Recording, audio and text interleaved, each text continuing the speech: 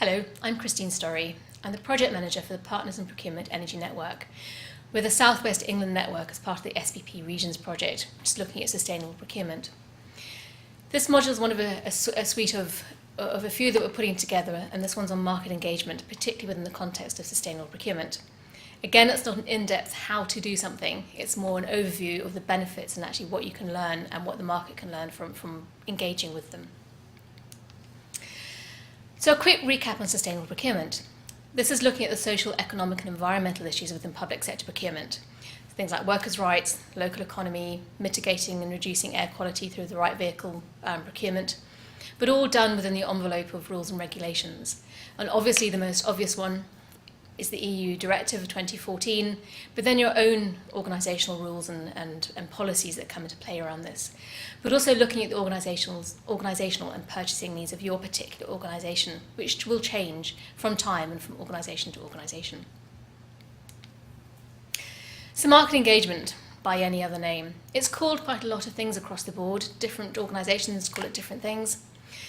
Market consultation under Article 40 of the Directive is that name there. Market development, supplier engagement, market engagement, supplier development. It's all very much the same sort of thing.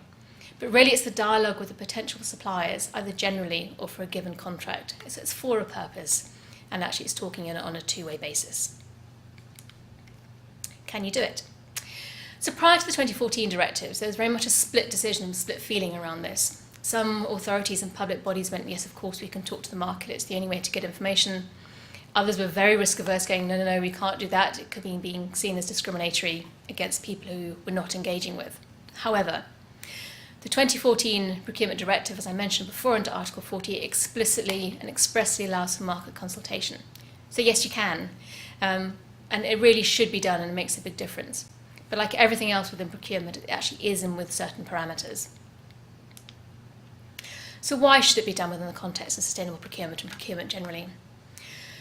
You want to inform your market of what you're planning on doing. Don't spring them on them as a surprise and expect them to get really good tender responses back. Also, you can inform the procedure you're likely to use, straightforward one, dialogue, or however it's going to work. Encourage your market to participate and share ideas. They're the experts on what's being procured. You're the procurement experts.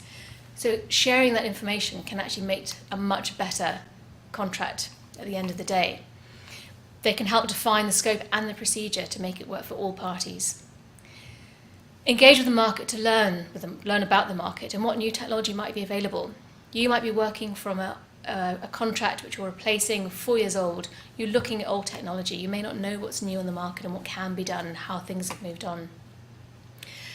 You need to do it to understand the market size or the maturity of the market. Is it a big market, small, saturated, or is it a very niche market where it needs a bit more encouragement and development to make sure everything goes through smoothly? To improve your relationship with the market. Market engagement and working with suppliers and potential suppliers used to be very, very antagonistic to a certain extent, very much a them and us relationship. You need to improve that again for your benefit, but also for theirs. Listen to what the market says. If they say they can't do something, as a body, as a market, then actually take that on board and adapt your contract specifications accordingly. The chances are they can do it, but they can also do better, and by listening to them you can actually get a better contract. Avoid talking to the usual suspects only. You may have your tried and tested ones, your existing incumbents and all the rest of it, but you may not know who else is out there, and really engaging with the rest of the market should be done. They may be the new people on the block who have those ideas which you need for your organisation.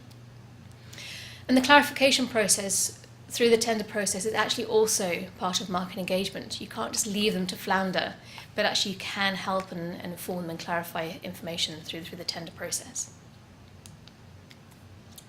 It must be two-way. The key to good market engagement is two-way engagement. And this can be done in a variety of means. It can be face-to-face. It can be online surveys. The former is much more informative. The less is quite two-dimensional information going out and coming back. In large groups, fairly around generic engagement events, if they're large groups. Smaller groups tend to be contract specific. Work out what's best for you. Personally, I like the small group approach and the face-to-face approach, because you can actually get the nuances of what people are saying. And a lot of times they don't want to speak in a big group. They want to speak to you either individually or in much smaller groups as part of their commercial confidentiality elements. General meet the buyer events. It's great for putting a name to a face and who to approach about different types of contracts. Prior information notices are really useful. Not so much engagement because you're putting information out, but actually at least you're informing the market about what's happening quite soon. And the tender query side at the end of it for clarification questions. And yes, there's some parameters around that. Everybody needs to know the information that's going out. But commercial confidentiality does rule.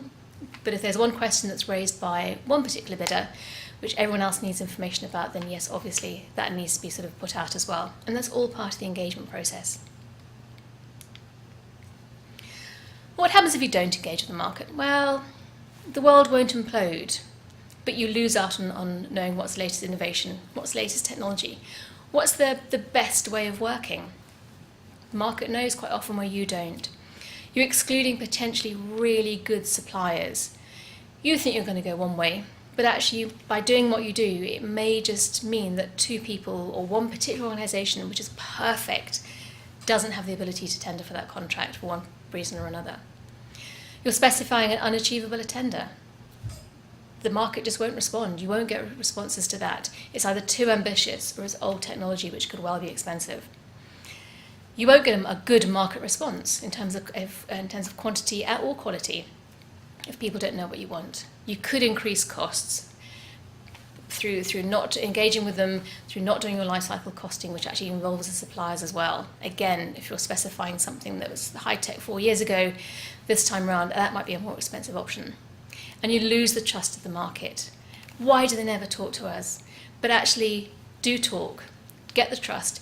But also they trust you then if you're saying if we're doing something for a reason. And now one particular organisation may go, well, it's not for us this time, but it might be for next time. But thank you so much for letting us know so we don't waste our time and money. So what happens if you do really good market engagement? It's not procurement paradise, but you know your markets, you know the size, you know the maturity, you know who the key players are. You can get expert input, expert in the field of what you're trying to procure. They can help you to find that successful tender to make sure you get good responses, good numbers of responses and good quality responses. And by good numbers, I don't necessarily mean hundreds of responses to a tender. I mean an appropriate amount for what you're trying to do. If you don't engage with the market for a fairly simple tender, you may get 100 responses back, of which only a handful can possibly go forward because of some slight nuance in there, which might have stopped other people from bidding. You improve your relationship with the market. Actually, as I mentioned before, that's brilliant. And you reduce the hassle. Tender documents are clearer, less clarification questions.